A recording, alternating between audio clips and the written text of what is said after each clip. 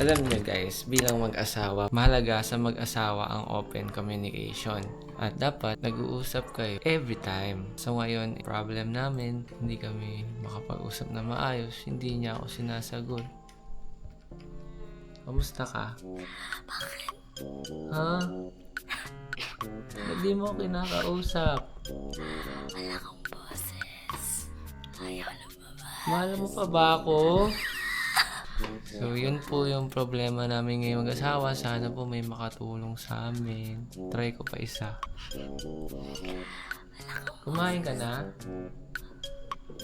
Usapin mo naman ako, please. Please lang. Asa ka na lang po.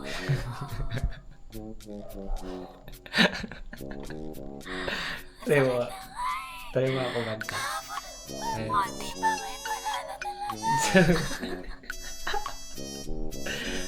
Kaya tawanan ka ng mga katrabaho mo sa call. Nakita ko kanina. Siguro weird sa kanila. Oo. Yung ganito. Sabi niya, ganyan pala sa Pilipinas. Grabe yung virus. Kami mga tiga-Europe. Hindi na kami nagkakaganyan.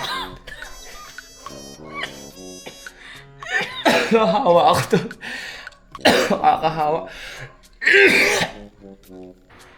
It's 1 a.m. na at nagugutom ako. Sabi ko sa asawa ko, nagugutom ako.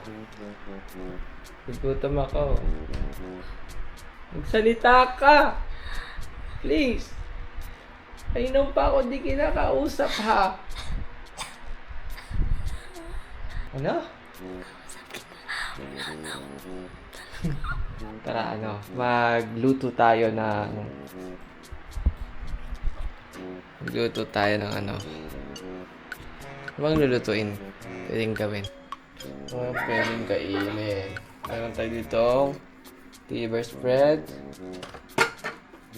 Yan, magkalabang liver spread.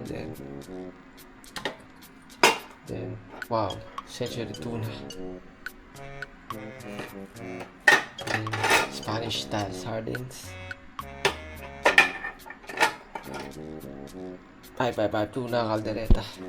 Madalas kami lutong bahay kasi kaso ngayon di walang naka-reserve kaya magdedalatan muna tayo. Beto, dukot lang ako ah.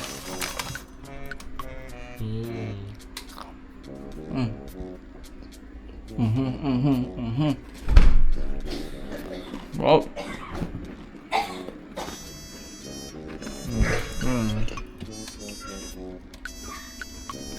Kung lulutuin mo pa kasi yan, yung mga ganyan, kasi papalambutin mo pa siya, de-defrost mo pa kaya